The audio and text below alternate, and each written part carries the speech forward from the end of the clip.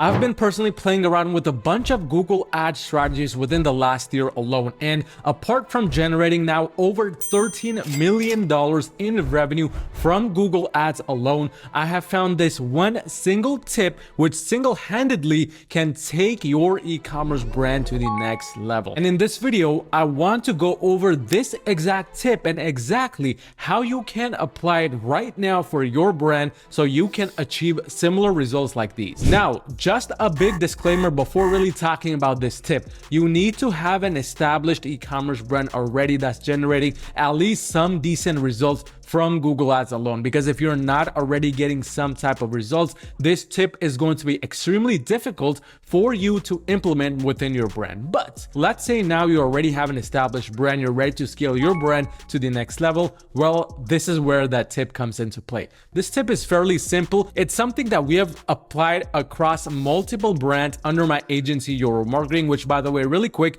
if you're doing $40,000 or more per month in revenue, you need just a little bit of extra help scaling your brand to the next level. Go onto my website at yourmarketing.com and schedule a free call with me to see how we can potentially work together and make that happen. This tip specifically, which I'm referring to, is the one key approach which your brand starts focusing on to really further the scale. And here's what I mean by this exactly. I'm going to go inside an ad account where it's one of the bigger ad accounts which we're handling and implementing this tip at the same time. In the last 30 days alone, this brand has generated roughly $296,000 in revenue from $59,000 in ad spend. That's roughly a 4.87x ROAS. And the tip is fairly simple. What you need to start doing right now is, first of all, if you have one maybe major performance max campaign or one major standard shopping campaign, you need to start dissecting that campaign apart. And the best way to do this is by going to the insight section on the left within a PMax, or maybe within a standard shopping, just going inside the audiences section or the keyword section, etc. But super crucial for you to dissect it fully to understand who's exactly purchasing your product. Is it males or females? Is there a specific state within the United States or the country you're targeting which directly purchases the product more? Or is there any small differentiating factor which you could take into account? Because this differentiating factor is exactly where this tip applies. So what we did essentially for this brand from the start is we decided to launch multiple different campaigns, both shopping and search campaigns, 10 in total, for different genders. The reason why is because the males here, they purchase this product, it's in the baby niche. They purchase this product for their wives with a certain mindset, with a certain thinking process. Whereas the females, they purchase this for their children and to make their own life easier, but with a different thought process. So this thought process is where the kind of segregation comes into play, and that's exactly the tip. Instead of going about segregating the normal ways, which I have always mentioned, which, by the way, don't get me wrong, they work absolutely well and you should 100% be implementing them as well. However, to take things up a notch, to take things to the next level, now you need to start differentiating on smaller points which have the biggest impact. So what we did essentially for this brand, again, we launched a few campaigns, like for example this one right here, it's a search campaign, this one as well, and this one for females only. If you look right here, the total ROAS for each one is fairly distinct from each other. This one's at a 7.90x, this one 3.76x, this one 4.10, but all are extremely profitable. Now, if we look at the male-oriented campaigns right here, which is really this one at the moment, we can see it's running at the highest ROAS of a 10.02x. And that's because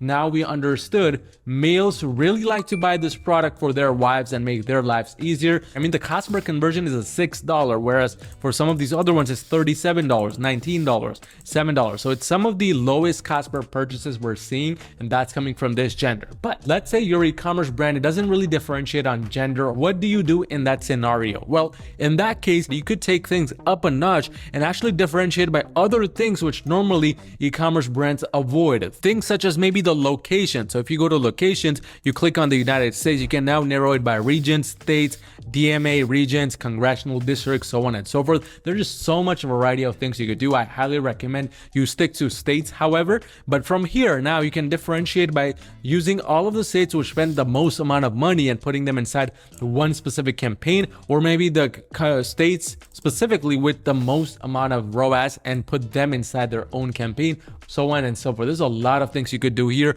Also, you could take things a bit further. You can differentiate it by ad schedule. So have one campaign where it runs Monday through Friday, then Saturday, Sunday. Maybe you want to have an ad where there's a certain kind of sale going on every weekend. Even the third most important thing, which is devices. Now, there's so many different things you could be doing there. However, those three can bring the biggest impact for your ads. But that's really ideal for really the shopping side of things. How about search campaigns or display, discovery, YouTube? In that situation, you can actually differentiate on ad group level or a campaign level. And what I mean by this is you can further go inside the ad group level and differentiate the individual ad sets and ad groups by the kind of copywriting that you do. So maybe you could have one ad group where it's only targeting the males, or with the campaign as a whole, it's only targeting males. You could have another campaign for females only, but now you have multiple different ad groups where the overall ad copies with different kinds of variations and different kinds of styles. Or within a Performance Max campaign, if you go ahead and launch one Performance Max campaign, a major one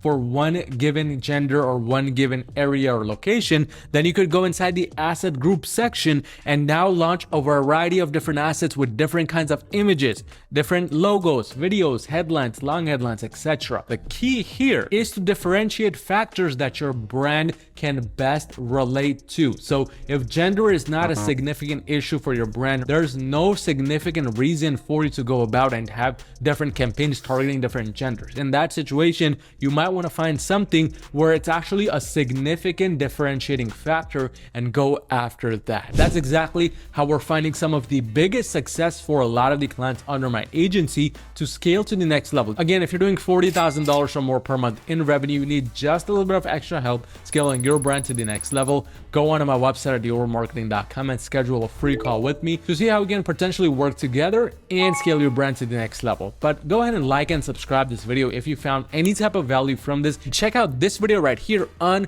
the trick that can actually triple your ROAS when it comes to Google Ads and make your brand extremely profitable.